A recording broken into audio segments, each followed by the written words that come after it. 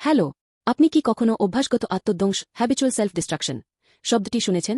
তাৎক্ষণিক স্বল্পমেয়াদী সন্তুষ্টি বা খুব ছোট ক্ষণিকের সুবিধার কারণে দীর্ঘমেয়াদে অবশ্যই বজায় রাখতে হবে এমন মূলনীতি বা নিয়মগুলিকে আমরা যখন বারবার উপেক্ষা করি তখন এটি ঘটে। যে কোনো প্রকল্পের ভালোভাবে চলার জন্য একটি সংজ্ঞায়িত সিস্টেম কার্যকর থাকতে হবে। কিন্তু যখন খারাপ অভ্যাসগুলো জমা হয় তখন কি হয়? ক্রমাগত সময়সীমা মিস করা, ছোটখাটো নিরাপত্তা নিয়ম উপেক্ষা করা বা গুরুত্বপূর্ণ রিপোর্টগুলি অসাবধানতাবশত পরিচালনা করা। অবশেষে কোনো এক সময়ে পুরো সিস্টেমটি বিপর্যয়ে ভেঙে পড়ে। আমাদের জীবনও এর থেকে আলাদা নয়। ২ রাজাবলি ১৮, ৯ ডিসেম্বরের বার্তাটি এই সিস্টেমের পতন সম্পর্কে একটি শক্তিশালী সতর্কতা। এটি সেই ঘটনাকে লিপিবদ্ধ করে যখন রাজা হিসকিয়ের রাজত্বের ৬ষ্ঠ বছরে উত্তর ইসরায়েল রাজ্য আসিরিয়া দ্বারা সম্পূর্ণরূপে ধ্বংস হয়েছিল এবং এর লোকদের নির্বাসনে নিয়ে যাওয়া হয়েছিল। ইসরায়েলীয়রা রাজনৈতিক বা সামরিক পরাজয়ের কারণে ধ্বংস হয়নি। বাইবেল স্পষ্টভাবে তাদের ধ্বংসের কারণ উল্লেখ করে। তা ছিল কারণ তারা সদাপ্রভুর বাক্য মান্য করেনি এবং মোশির চুক্তি রক্ষা করেনি। এখানে মান্য করা শামা কেবল কান দিয়ে শোনার চেয়েও বেশি কিছু বোঝায়। এটি তার সাথে সম্পর্কের মধ্যে ঈশ্বরের বাক্যকে একজনের জীবনে কার্যত উপলব্ধি করাকে বোঝায়। ইসরায়েল শত শত বছর ধরে ঈশ্বরের প্রতিশ্রুতি শুনেছিল, কিন্তু বাস্তবে তারা তাদের নিজস্ব ইচ্ছানুসারে জীবনযাপন করেছিল। এর ফল ছিল ধ্বংস।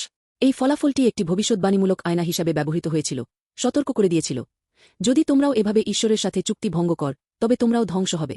শেষ পর্যন্ত উত্তর ইসরায়েল যেমন ধ্বংস হয়েছিল তেমনি সমগ্র মানবজাতি ঈশ্বরের সাথে করা প্রতিশ্রুতি রক্ষা করতে অক্ষম, অবাধ্যতার এক ধরনে আটকা পড়েছে।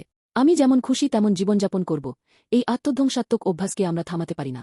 এই অবাধ্যতার পরিণতি শেষ পর্যন্ত সেই ধ্বংস যা ঈশ্বরের সাথে চিরন্তন সম্পর্ককে ছিন্ন করে দেয়। কিন্তু একটি আশ্চর্যজনক খবর আছে। ঈশ্বর আমরা নিজেরাই সিস্টেমটি ঠিক করতে পারব না জেনে একজন ব্যক্তির নিখুঁত বাধ্যতার মাধ্যমে সমস্যার সমাধান করলেন। সেই ব্যক্তি হলেন যীশু খ্রিস্ট। যীশু ঈশ্বরের সাথে তার সম্পর্কের মধ্যে এই বাধ্যতা শামা একবারও লঙ্ঘন করেননি।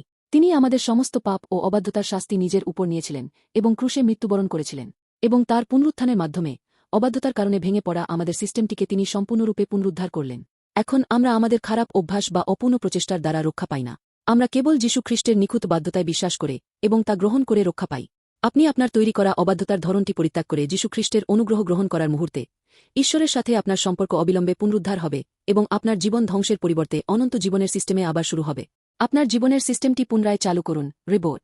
আজ আমি আন্তরিকভাবে আশা করি যে আপনি যীশু খ্রিস্টে বিশ্বাস করবেন এবং এই অনন্ত প্রতিশ্রুতির মধ্যে প্রবেশ করবেন।